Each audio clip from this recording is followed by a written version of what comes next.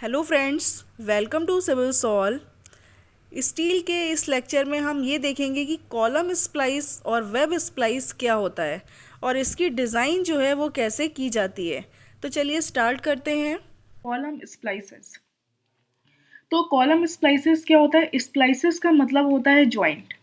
ठीक है। तो अगर सपोज किसी भी फ्लोर में सपोज कोई कॉलम है और उस कॉलम की लेंथ जो है वो इनसफिशिएंट है, यानी कि पूरा कवर करने में आपको जो है वो लेंथ पूरी प्रॉपर नहीं हो पा रही है, तो उसके लिए आप क्या करते हैं, कॉलम स्प्लाइसेस यानी जॉइंट्स की हेल्प से आप उसके ऊपर दूसरा कॉलम प्लेस कर देते हैं।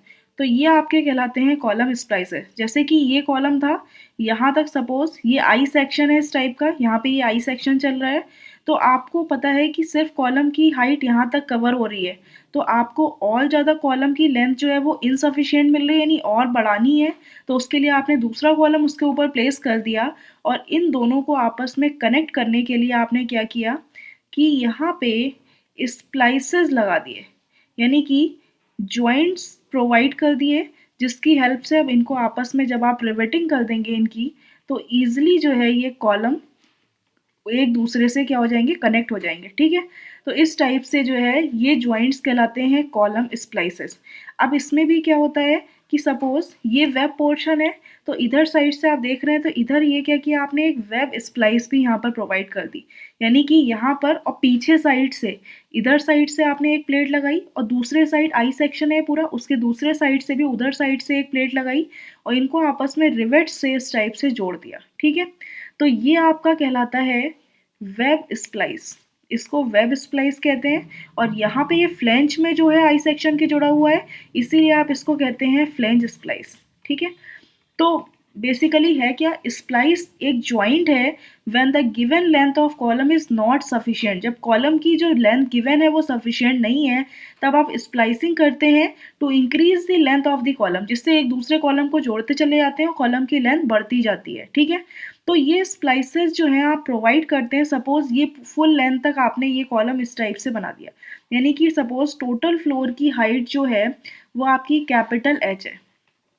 ठीक है। तो अब आपको फुल लेंथ, इतनी लेंथ का तो कॉलम मिल नहीं रहा है, एक के बाद एक जोड़ते चले जा रहे हैं। एक सपोज यहाँ पे जोड़ा दूसरा कॉलम, फिर आपने यहाँ पर जोड़ा, यानी कि ये कॉलम को इससे कनेक्ट कर दिया, इसको फिर दूसरे कॉलम से कनेक्ट किया with the help of splice plates. जैसे यहाँ पे स्प्लाइसेस लगा दिए, कॉलम स्प्लाइस, फिर यहाँ पे जब जोड़ा आपने दूसरा कॉलम तो यहाँ पे स्प्लाइसेस प्रोवाइड कर दिए। तो बेसिकली इनकी जो सुइटेबल लोकेशन होती है ज्वाइन करने की, ये जो हाइट कहलाती है, ये या तो h/3 या h/4, ये सुइटेबल लोकेशन होती है बॉटम या टॉप से। अब जैसे ये बॉटम से हो गई, यहाँ पे आपने ज्वाइन किया तो ये टॉप से लोकेशन हो गई h/3 या h/4। तो देख लीजिए, the most suitable location for splicing a column is at a distance of h/3 to h/4 from top और बॉटम ऑफ द फ्लोर। ठीक है। तो ये पॉइंट्स जो है थ्योरेटिकल क्वेश्चंस के लिए बहुत ज़्यादा इंपॉर्टेंट है, जैसे कि ऑब्जेक्टिव क्वेश्चंस आते हैं, तो उनके लिए ये सब आप रिमाइंड रखिएगा, ध्यान में रखिएगा। If the column ends are machine, अब क्या होता है कि सपोज ये कॉलम इस कॉलम के ऊपर आपने प्लेस किया। ठीक है। तो ये जो कॉलम के एंड्स हैं, यानी जो ये टॉप है जहाँ पर ये जॉइंट हो रहा है, इनके एंड्स जो हैं अगर ये मशीन्ड हैं, यानी स्मूथ हैं, for complete bearing and top column flanges are resting on bottom column flanges. अब आपने देखा ये टॉप कॉलम का जो फ्लेंज है ये बॉटम कॉलम फ्लेंज पर रेस्ट कर रहा है, यानी एक दूसरे के ऊपर जो है रेस्ट है। तो अगर ये स्मूथ होंगे तो इस केस में क्या होगा कि सपोज ये इस टाइप से आगे फुल लेंथ तक है, तो यहाँ पे सपोज ये कहीं पर लोड लग रहा है, पी लोड लग रहा है, तो पी लोड और सपोज यहाँ पे कहीं मोमेंट एक्ट कर रहा है एम। ठीक है। यहाँ से यहाँ तक की सपोज ये डिस्टेंस अगर एच है, यानी आप ये देखें इधर साइड से देखें, इधर साइड से अगर आप देखें तो एक आपको ये आई सेक्शन दिख रहा है कुछ इस टाइप का। ठीक है। इसको अगर आप रोटेट कर दें तो कुछ ये आई सेक्शन दिखेगा, यानी ये आई सेक्शन की फुल लेंथ या फुल हाइट है। तो बेसिकली ये क्या हो गया आपका, सेम इसको आपने रोटेट कर दिया तो ये आपको पूरी हाइट मिल रही है स्मॉल एच। जैसे कि अगर कोई सेक्शन है ISLB 300, तो ये एच की वैल्यू इस केस में क्या हो जाएगी, 300 mm। तो सपोज ये हाइट एच है, यहाँ पर मोमेंट लग रहा है। अब क्या है बेसिकली कि सपोज ये कॉलम है, इस कॉलम के ऊपर दूसरा कॉलम जो है रेस्ट कर रहा है और ये जो एंड एंड के स्मूथ है, यानी प्रॉपरली जो है ये इस पर रेस्ट कर रहा है। तो अगर कहीं पर लोड पी लग रहा है तो क्या होगा कि जो पी लोड है वो तो एक तो डायरेक्ट बियरिंग के थ्रू ट्रांसफर हो जाएगा, यानी इस कॉलम से इस कॉलम में हाफ लोड जो है वो डायरेक्ट ट्रांसफर हो जाएगा, यानी P/2 तो यहाँ पे ट्रांसफर हो गया, और बचा हुआ P/2 क्या होगा, वो इन दोनों स्प्लाइसेस के थ्रू होता हुआ यहाँ इस कॉलम में ट्रांसफर होगा। तो जैसे कि P/2 बचा है, इसका हाफ इधर और इसका हाफ इधर, यानी P/4 एक स्प्लाइस पे आएगा और P/4 एक स्प्लाइस के थ्रू ट्रांसफर होगा। अब बात करते हैं मोमेंट की। तो मोमेंट के थ्रू क्या है, ये स्लाइसेस जो है एक टाइप का सिंपली सपोर्ट, एक सपोर्ट हो गया और सेंटर में सपोज मोमेंट लग रहा है, ये हाइट आपको पता है यहाँ से यहाँ तक कितनी है, h, तो यहाँ पे सपोर्ट पर रिएक्शन कितनी आ जाएगी, M/H और M/H। तो आप ये कह सकते हैं कि P/4 और मोमेंट की वजह से कितनी फोर्स आ रहा है, M/H। Similarly P/4 plus M/H। तो ये केस हो गया जब कॉलम एंड्स जो हैं, यानी ये स्मूथ एंड है या मशीन है। तो for complete bearing and top column flanges are resting on bottom column flanges, ये इस पे रेस्ट कर रहे हैं। तो एज शोन इन फिगर, जैसा कि आप देख रहे हैं, तब क्या होगा, जो इंटायर लोड है फ्रॉम टॉप कॉलम से, जो टॉप कॉलम का, वो ट्रांसफर हो जाएगा बॉटम कॉलम में by direct bearing action only. देख लीजिए, in this case the purpose of column splice plate is only, इस केस में क्या होता है कि कॉलम स्प्लाइस प्लेट का पर्पस होता है कि वो आपस में कॉलम को होल्ड करके रखे। तो ये माना जाता है कि जो 50% लोड है वो ट्रांसफर हो रहा है डायरेक्ट बियरिंग एक्शन के थ्रू, एंड रिमेनिंग जो बचा हुआ 50% है वो ट्रांसफर हो रहा है थ्रू स्प्लाइसेस और इसके कनेक्शंस के थ्रू। ठीक है, तो आपको पता है P/2 तो डायरेक्ट बियरिंग एक्शन के थ्रू ट्रांसफर हो गया, अगर कॉलम एंड स्मूथ एंड है, मशीन है, डायरेक्ट बियरिंग एक्शन के थ्रू हो गया, और रिमेनिंग P/2 जो है वो आपका स्प्लाइसेस ने बियर कर लिया। तो आपको पता है दो स्प्लाइस प्लेट्स यूज हो रही है, तो P/4 एक लेगा और P/4 दूसरी स्प्लाइसेस लेंगी। So if column is subjected to load P, तो P/2 क्या हो गया, वो ट्रांसफर हो गया बियरिंग एक्शन से, और जो रिमेनिंग P/2 है वो will be taken by two splice plates. ठीक है, तो suppose column is subjected to a moment M, column में मोमेंट M भी लग रहा है, तो ईच स्प्लाइस प्लेट जो है वो कितना फोर्स रजिस्ट करेगी, वो M/H रजिस्ट करेगी मोमेंट की वजह से। तो मैक्सिमम फोर्स अगर देखा जाए ईच स्प्लाइस प्लेट पर, एक स्प्लाइस प्लेट पर कितना आ जाएगा, P/4 प्लस M/H, क्योंकि सपोज ये कॉलम है, ठीक है, तो आपका ये फोर्स लगा, तो P/2 तो डायरेक्ट बियरिंग में हो गया, और P/2 का हाफ यानी P/4 एक स्प्लाइस ने लिया, P/4 एक स्प्लाइस ने लिया, प्लस M/H मोमेंट की वजह से जो है टोटल फोर्स आ गया आपका, तो P/4 प्लस M/H। अब बात करते हैं column ends are not machine for complete bearing, यानी कॉलम एंड्स जो है ये प्रॉपर स्मूथ एंड नहीं है, मशीन नहीं है। इसका मतलब है कि पूरे कॉलम का टॉप बॉटम जो है दूसरे कॉलम के टॉप से प्रॉपरली जो है कॉन्टेक्ट में नहीं है। तो उस केस में क्या होगा, वो सिर्फ स्प्लाइसेस ही लोड को बियर करेंगे, यानी P लोड आ रहा था तो ये क्या हुआ, स्प्लाइसेस के थ्रू ट्रांसफर होगा, तो P/2 ये स्प्लाइस लेगा और P/2 ये स्प्लाइस बियर करेंगी। तो फाइनली उस केस में जो है टोटल लोड कितना आ जाएगा, इन this case the load taken by each splice plate will be कितना हो जाएगा, P/2, और मोमेंट की वजह से कितना होता है, M/H। तो आप ये ध्यान रखिएगा, अगर कॉलम एंड जो है वो मशीन है तो उस केस में ये टोटल फोर्स एक स्प्लाइस प्लेट लेगी, और कॉलम एंड्स मशीन नहीं है तो उस केस में जो है टोटल लोड ये स्प्लाइस प्लेट कवर करेगी। ठीक है, अब नेक्स्ट आता है design of flange splice plate. आप ये कंसीडर कर लेते हैं, इसका मतलब है कि फाइंडिंग द थिकनेस कॉलम की, तो कॉलम की जो थिकनेस है वो आपको फाइंड करनी है। The width of flange splice plate is generally equal to flange width of I section. आप ये मान के चलते हैं कि सपोज ये आपका आई सेक्शन इस टाइप से था कॉलम का, ठीक है, तो यहाँ पे आपने स्प्लाइस प्रोवाइड करी, यानी इसकी जो विड्थ होगी कुछ इस टाइप से जा रहा होगा कॉलम, ये होगा, तो सिमिलरली इसकी जो विड्थ होगी वो भी इसके इक्वल आप कंसीडर कर लेंगे। जो आई सेक्शन है यानी जो सेक्शन है कॉलम का उसी के इक्वल कंसीडर कर लेंगे।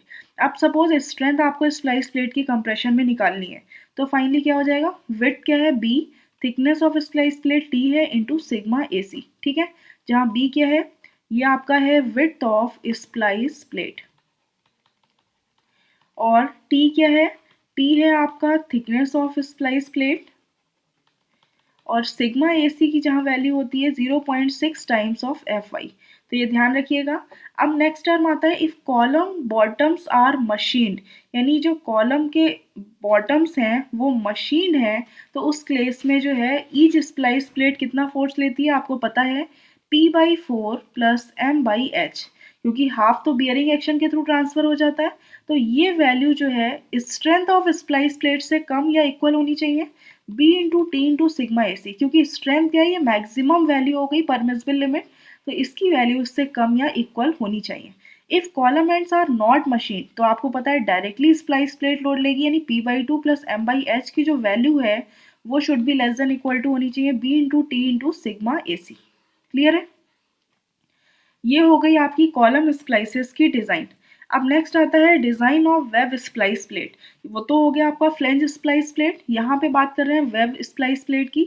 इसका मतलब है कि थिकनेस जो है फाइंड करनी है वेब स्प्लाइस प्लेट की। तो आपको पता है कि जनरली सपोज ये आई सेक्शन है, अगर आप टॉप व्यू देखें तो कुछ इस टाइप से दिखेगा कॉलम का। तो ये क्या हो गया, ये वेब पोर्शन है, ठीक है। तो आपने जब टॉप व्यू देखा तो एक प्लेट के, यानी ये सेक्शन था, इसके इधर साइड एक स्प्लाइस प्लेट आपने लगाई और इसके दूसरे साइड इधर स्प्लाइस प्लेट लगाई, ठीक है।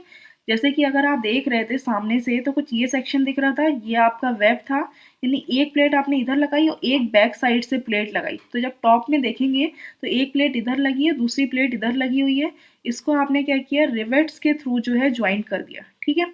तो सपोज जो लेंथ है आपने वो L1 मान ली, थिकनेस जो है वेब स्प्लाइस प्लेट की ये T मान ली।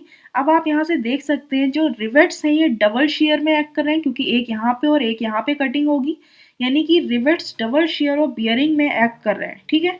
अब सपोज शेयर फोर्स जो है अगर आपका कॉलम स्प्लाइस पे एक्ट कर रहा है तो उस केस में आप web splice must be provided on both side of web, यानी कि वेब प्लेट के दोनों साइड जो है आपको वेब स्प्लाइस प्रोवाइड करना ज़रूरी है, क्योंकि अगर कॉलम में शेयर फोर्स आ रहा है। तो सपोज V जो है वो शेयर फोर्स है जो कि acting at web splice plate पे एक्ट कर रहा है। तो यहाँ पे सपोज टाउ VA कैल, यानी एवरेज जो है calculated shear stress in web splice, तो इसकी वैल्यू हो जाएगी कि कैलकुलेटेड शेयर स्ट्रेस होती है शेयर फोर्स कितना है V डिवाइडेड बाई एरिया। तो आपको पता है यहाँ पे वेब स्प्लाइस का एरिया क्या है L1 इंटू टी, और यहाँ पे सेम L1 इंटू, यानी टोटल थिकनेस क्या हो गई 2T। तो आप यहाँ पे लिख सकते हैं L1 into 2 times of T। तो इसकी जो वैल्यू है वो टाउ VA से लेस देन या इक्वल टू होनी चाहिए, जहाँ टाउ VA की वैल्यू कितनी है आपकी 0.4 टाइम्स ऑफ FY होती है, ठीक है। तो ये आपको ध्यान रखना है। और रिवेट्स जो है वेब स्प्लाइस में are subjected to double shear and bearing.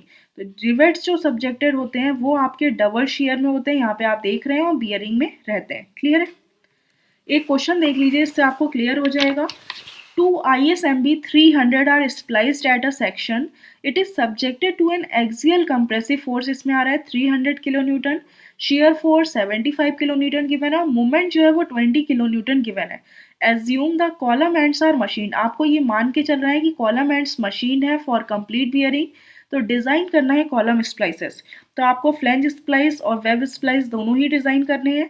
तो गिवन है ISMB 300 के लिए डेटा जो है गिवन है, इसके लिए कह रहे हैं थिकनेस ऑफ वेब जो है वो है 7.6 mm, thickness of flange given है 10.6 mm, विड्थ ऑफ फ्लेंज जो है वो गिवन है 250 mm, और डेप्थ ऑफ फ्लेंज जो है वो गिवन है 300 mm। तो इसको आप कह सकते हैं H वैल्यू हो गई, यानी ISMB 300 मतलब टोटल हाइट कितनी हो गई 300, ठीक है। देख लीजिए कि टोटल जो है, सपोज अगर आप सेक्शन की बात करें तो कुछ इस टाइप का कॉलम से एंड होगा। सपोज ये आपका आई सेक्शन है, यहाँ पे आपने ज्वाइन किया है दूसरे कॉलम को with the help of column splices और वेब स्प्लाइसेस। तो आपने यहाँ पर वेब स्प्लाइस प्रोवाइड कर दिया, रिवेट्स के थ्रू ज्वाइन कर दिया, और इसको यहाँ पर जो है आपने ये कॉलम स्प्लाइस यानी फ्लेंज स्प्लाइसेस के थ्रू इनको ज्वाइन कर दिया, ठीक है। यहाँ पे आपने सपोज ये रिवेट्स प्रोवाइड कर दिए। तो आपको गिवन क्या है क्वेश्चन में, आपको कह रहे हैं कि जो लोड है और मोमेंट है ये दोनों वैल्यूज जो है वो गिवन है। सपोज ये सेक्शन है, तो यहाँ पे एक लोड है P जिसकी वैल्यू कितनी है 300 किलो न्यूटन, और एक मोमेंट एक्ट कर रहा है जिसकी वैल्यू आपकी गिवन है 20 किलो न्यूटन इंटू मीटर, ठीक है। ये सेक्शन है आपका ISMB 300। तो ये हाइट कितनी हो जाएगी, ये आई सेक्शन है, ये 300 mm हो गया जिसकी वैल्यू H है, और आपको कह रहे हैं कि थिकनेस ऑफ फ्लेंज, तो ये फ्लेंज है, यानी ये थिकनेस जो है फ्लेंज की कितनी है 10.6 mm, ठीक है। विड्थ जो है थिकनेस ऑफ वेब गिवन है और विड्थ ऑफ फ्लेंज आपको गिवन है 250 mm, जो आप दिख नहीं रहा है यहाँ पे, आप उधर साइड से देख सकते हैं। तो जब टॉप व्यू देखेंगे तो आपको ओवरऑल थिकनेस जो है फ्लेंज की दिखेगी, सॉरी विड्थ जो है वो फ्लेंज की आपको दिख जाएगी। अब सपोज डिज़ाइन करना है आपको, तो डिज़ाइन के लिए सबसे पहला स्टेप क्या होगा कि मैक्सिमम फोर्स जो है वो स्प्लाइस प्लेट पे कितना आ रहा है वो आपको देखना है। जो मैक्सिमम फोर्स कितना है, सबसे पहले इसका फॉर्मूला होता है B into T into sigma A C, ठीक है। तो ये जो है मैक्सिमम फोर्स कितना रहा है, ये तो स्ट्रेंथ हो गई आपकी स्प्लाइस प्लेट की। सबसे पहले मैक्सिमम फोर्स की जो बात है वो है P/4 प्लस M/H, क्योंकि कॉलम एंड्स जो है वो मशीन्ड है।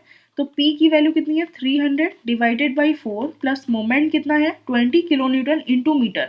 तो मीटर को आपने mm में चेंज कर लिया, क्योंकि h की जो वैल्यू है 300 mm ये भी mm में है। तो जब आप इसको सॉल्व करेंगे तो 141.67 किलो न्यूटन जो है ये आपका टोटल फोर्स आ गया। अब नेक्स्ट स्टेप क्या है, साइज ऑफ स्प्लाइस प्लेट, यानी आपको स्प्लाइस प्लेट का जो है वो साइज फाइंड करना है। साइज का मतलब होता है कि विड्थ ऑफ स्प्लाइस प्लेट और थिकनेस ऑफ स्प्लाइस प्लेट आपको फाइंड करनी है। तो जो विड्थ होती है वो आप क्या मान लेते हैं, एज्यूम कर लेते हैं जो विड्थ है स्प्लाइस प्लेट की वो इक्वल होती है विड्थ ऑफ आई सेक्शन, ठीक है। तो आपको पता है आई सेक्शन की टोटल विड्थ कितनी है फ्लेंज की, वो 250 mm है।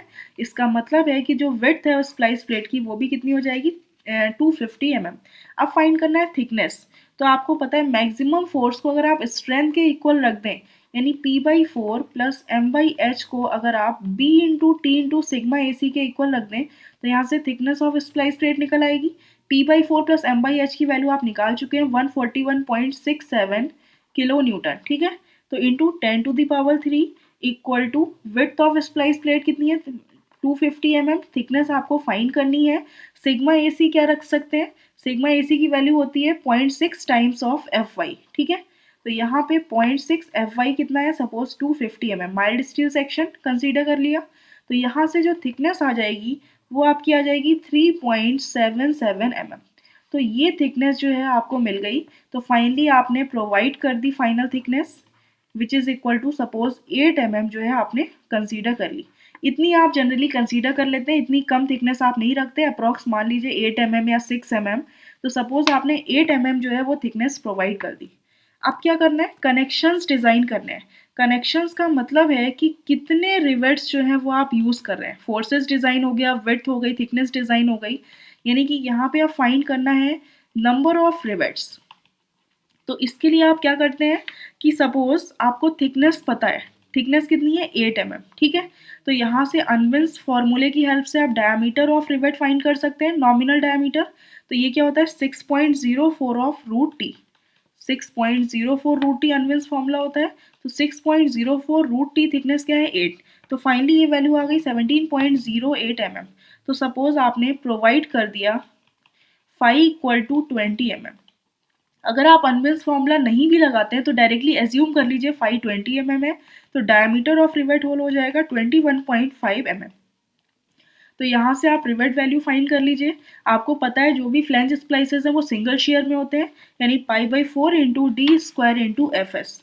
तो यहाँ से π/4 डी कितना है 21.5 स्क्वायर, एफ एस अगर नहीं दिया है एज्यूम कर लीजिए 100 न्यूटन पर mm स्क्वायर। तो फाइनली ये वैल्यू आ जाएगी आपकी 36.83 किलो न्यूटन। वही bearing strength of rivets find कर सकते हैं आप D into T into F P, ठीक है। तो डायमीटर कितना है 21.5, थिकनेस जो है 8 है और बियरिंग स्ट्रेंथ क्या है 300। तो इसको जब आप सॉल्व करेंगे तो ये वैल्यू आपकी आ जाएगी 51.6 किलो न्यूटन। तो फाइनली आर बी की वैल्यू क्या होती है, लेस वैल्यू पी एस और पी बी में से, यानी 36.83 किलो न्यूटन जो है आपकी रिवेट वैल्यू मिल गई। अब आपको रिवेट्स फाइंड करने हैं। तो रिवेट्स जो है दो टाइप से आप फाइंड करते हैं। अगर कॉलम एंड्स मशीन्ड है, यानी number of rivets required due to axial force, यानी कि जो डायरेक्ट बियरिंग एक्शन हो रहा था एक्सियल फोर्स, उसकी वजह से जो नंबर ऑफ रिवेट्स रिक्वायर्ड है। तो आपको पता है एक्सियल फोर्स कितना आ रहा है P/4, यानी कॉलम स्प्लाइस पे दो दो वजह से आप निकालते हैं। एक तो टोटल फोर्स कितना आ रहा है, दूसरा मोमेंट की वजह से कितने रिवेट्स यानी P/4 फोर्स आ रहा है। अगर वही कॉलम एंड्स मशीन नहीं होते तो टोटल फोर्स कितना आता, P/2 प्लस M/H। तो उस केस में यहाँ पे क्या वैल्यू रखते हैं आप, P/2। तो P/4 divided by rivet value, ठीक है। तो टोटल फोर्स कितना है, 300 डिवाइडेड बाई 4 डिवाइडेड बाई 36.83। तो आपको ये N1 की वैल्यू मिल गई 2.3, ठीक है। अब निकालना है आपको number of rivets due to moment, यानी मोमेंट की वजह से जो है नंबर ऑफ रिवेट्स कितने आएंगे, N2। तो इसका फॉर्मूला होता है 6m डिवाइडेड बाई RVPM, ठीक है। जहाँ 6m आपको पता है मोमेंट, RV रिवेट वैल्यू, जहाँ P होता है पिच जिसकी वैल्यू होती है 2.55, और इसको जब आप सॉल्व करेंगे 2.5 इंटू 520 है तो ये वैल्यू आ जाएगी 50 mm।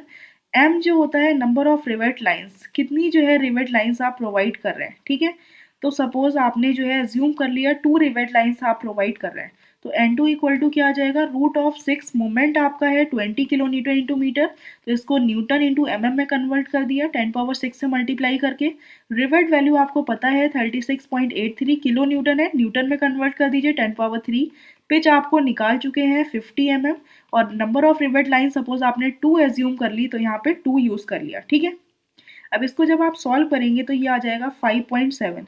ये जो वैल्यू आती है एक रो के लिए आती है, यानी एक रो में कितने रिवर्ट्स आप फाइंड कर रहे हैं। तो टोटल नंबर ऑफ रिवर्ट्स जब फाइंड करते हैं तो N1 plus 2 times of N2, यानी कि दो रो में यहाँ पे टोटल कैलकुलेट करते हैं नंबर ऑफ रिवर्ट्स। तो N1 है 2.3 प्लस 2 इंटू 5.7। दो एक रो में जब इतना आ रहा है तो दो रो में कितने रिवर्ट्स होते हैं, यहाँ पर जो वैल्यू इसकी निकलती है एक रो के लिए निकलती है। तो फाइनली ये वैल्यू आ जाएगी आपकी 13.7। तो इसको आप कह सकते हैं अराउंड 14 रिवर्ट्स जो है आप दो रो में प्रोवाइड कर रहे हैं। तो एक रो में कितने रिवर्ट्स आ जाएंगे total, provide 7 rivets in each row in 2 rows, यानी दो रोज की एक रो में अगर आप देखें तो 7 रिवर्ट्स जो है वो आपने प्रोवाइड कर दिए। तो ये आपकी डिज़ाइन हो जाती है फ्लैंज स्प्लाइस की। अब बात करते हैं वेब स्प्लाइस की, यानी कि डिज़ाइन ऑफ वेब स्प्लाइस।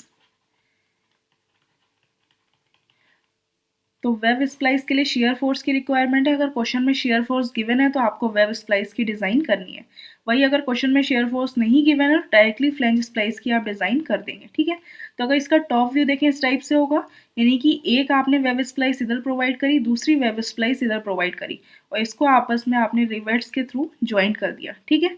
तो सपोज ये जो लेंथ है, जो लेंथ ऑफ वेब स्प्लाइस है L1, इसको आपने 100 एज्यूम कर लिया, क्वेश्चन में नहीं गिवन है, सपोज आपने एज्यूम कर लिया। ये जो है थिकनेस ऑफ वेब स्प्लाइस है, ठीक है। तो डिज़ाइन का मतलब होता है कि जो थिकनेस है वेब स्प्लाइस की वो आपको फाइंड करनी है।